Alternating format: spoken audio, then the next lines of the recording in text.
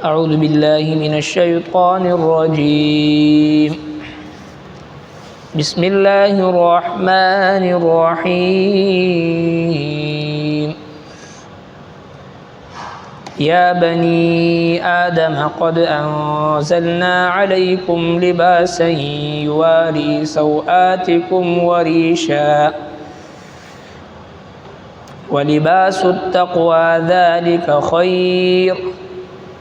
ذلك من آيات الله لعلهم يتذكرون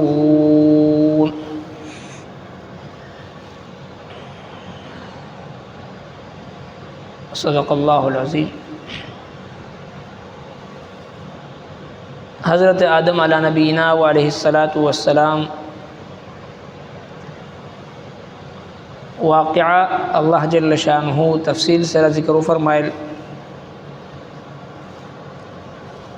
او پاغی کی س حکمتون او س راز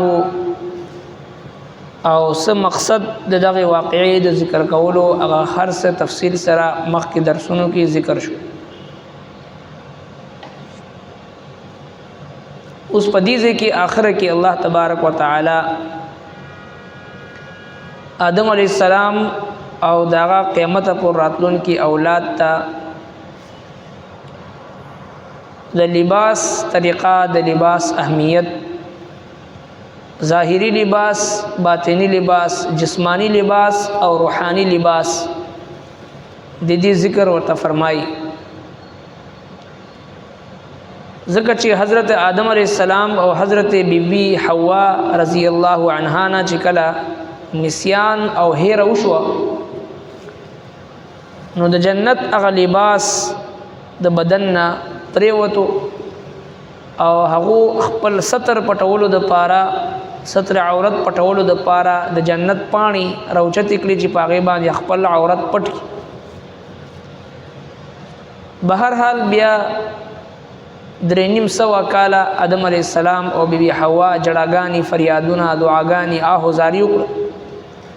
الله تبارک وتعالى توبه قبول او فرمایل او بیا د دنیا ته دراتلو خکته د کوزیدو حکم دینه مخکې آیت مبارکه کې ملو شو تاسو ټول زمکه ته کوشي. آدم علیہ السلام بیبی حوا او د حضرت آدم علیہ السلام په دې ملا کې چې کوم دغه اولاد موجود وو د ټول انسانان د دې ټول طرف ته اشاره واج تاسو ټول کوشي زمکه ده ځنی به تاسو د زینو دښمنانی او تاسو د پاره با سو وخت پوری په دنیا کې رهایش وی او پدی کې تاسو پیدا کېدل وی پدی کې تاسو مړه کېدل وی او پدی د دغه زینا دوباره تاسو را پاسېدل وی. نو چې کله د دنیا ته درالګلو فیصله وشو نو الله تبارک وتعالى حضرت آدم علیہ السلام ته د لباس او د کپړو طریقه وښودله چې په دې طریقې سره لباس اچوا په دې طریقې سره خپل ستر عورت پټ کا دا د کپړې ګندلو د کپړې اچولو طریقه ده وغیرہ. او د لباس اهمیت بیان فرمایل چې لباس دا د الله جل شانه نه خدا شعار دی شعائر الله نه دی ځکه ستر عورت او پرده او حجاب او حیا الحیاء شعبة من الایمان دا د ایمان یو حصہ ده. او ورسره په دې آیت مبارکه کې الله تبارک وتعالى جسمانی لباس حکم بیانول سره روحانی لباس باطنی لباس چې هغه ته تقوا ویل شي دا غي ذکر مو فرمایل چې دغه روحانی او جسمانی تقوا لباس چې کوم ته تقوا ویل شي دا غینه بغیر د انسان د مسلمان دا ظاهری ډانچا دا داسې دی لکه چې یو ډېر قیمتي موټر وي او قیمتي گاډي وي خو دنه پکې ایندھن نه وي پټرول سی ان جی ډیزل وغیرہ نه نو هغه بیکاره دی. 1 کیلومتر پوری هم د چا پکار نشي راتلی اگر چې داغه قیمت په کروڑونو روپو کې ولی نه د قیمت په اعتبار سره کروڑونو روپو به خو تر څو پورې چې ایندن پکې نه وي نو هغه تر 1 کیلومتر پورې هم مزل نشي کولی فائدہ چاته نه ورکي بعینه دغه یو مسلمان بظاهر باندې ډېر نیک او تقوادار او پرهیزګار بظاهر باندې احکاری خو چې کله پزړه کې درد نه وي پزړه کې خوف خدا نه وي پزړه کې للهیت نه وي زړه کې دنه تقوا نه خشیت الهی نه نو دی مثال د دغه ډولو سنگار والا ظاهری چمک دمک والا د گاڑی مثال دی ځکه علما فرمایي چې د تقوا مثال د ایندن دی دین بغیر د مسلمان د ایمان تکمیل دا نشي کېدی لہذا د تقوا حکم ور سره ذکر شو چې اصل لباس هغه د تقوا لباس دی اصل لباس دا د تقوا لباس دی اگر چې ظاهری لباس هم دا فرض دی دا د الله د نخونه دی خو باطینی لباس چې کوم ته حیا ویل شي دا هم ضروری دی یا بنی آدم اے بنی آدم قد انزلنا علیکم بیشک مونږ را لګل دي پتا سو باندې لباسن جامې یواری چې پټوي تاسو سوآتکم شرمګاهونه تاسو وریشا او خایس هم ولباس التقوا او جامې د پرهیزګاری ذالک خیر غردی ذالک من آیات الله داد الله نخدی لعلهم یذکرون دې د پاره چې دې نصیحت قبول کړي لباس ستر عورت دا فرض دی کم از کم نارینو د پاره د نامنه والا تر زنګونانو پوری او زنانو د پاره سوای د مخ او د لاسونو د ټول بدن پټول دا فرض دی منګو تاسو وینئ چې ډېر خلک داسې وي چې هغه واک د پاره وزي ایکسرسایز د پاره وزي او دغه چې نور لوبي کوي ورزش کوي اگر چې په دې نیت باندې چې زما د جسم صحت برقرار وي او چې زه د الله تبارک وتعالى صحیح عبادت وکړې شم د الله جل شانه احکامات چې دی هغه سر ته ورسوم په دې نیت باندې هر یو عمل کول د انسان د پاره ثواب دی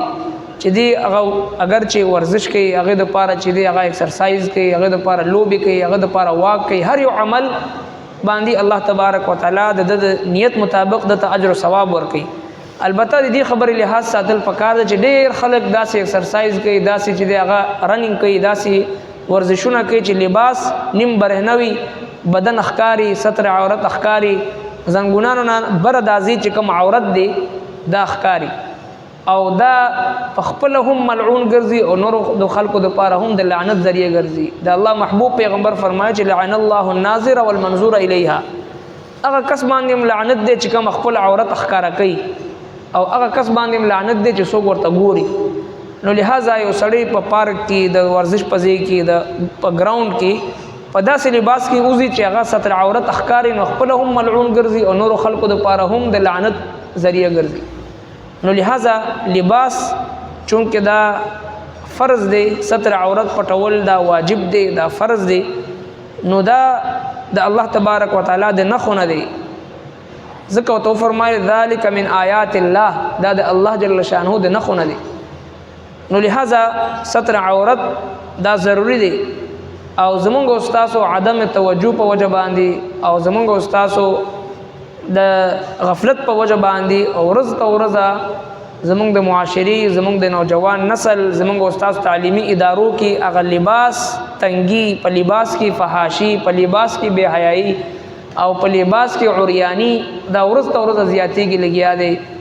او زمونږ بچو ته سبق خودون کې هغه استادان استانیانی هغه نیم برهنه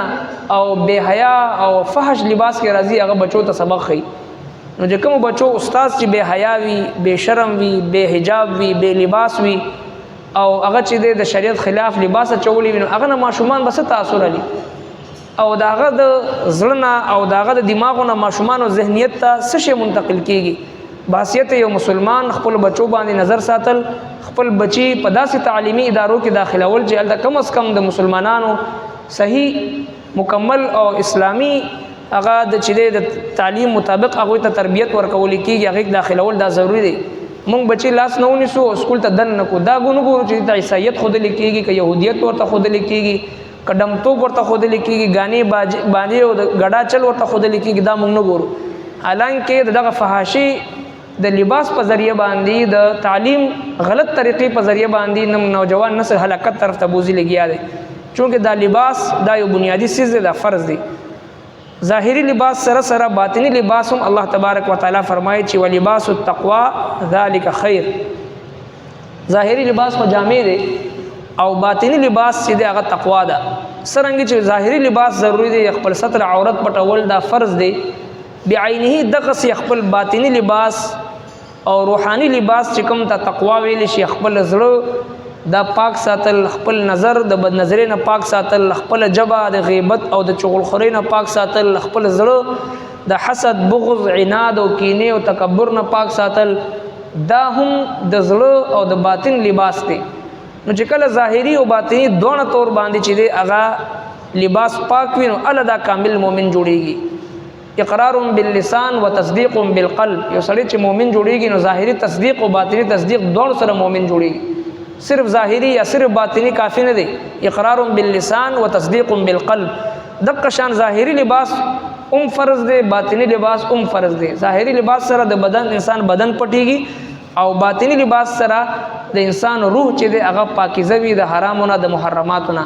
الله تبارک وتعالى د دوه حکم کړی دی ذالک من آیات الله دا د الله نخې دی ظاهری لباس ته باطنی لباس لعلهم يذكرون د لپاره چې دوی نصيحت قبول کړي ربنا تقبل منا إنك أنت السميع العليم وتب علينا إنك أنت التواب الرحيم برحمتك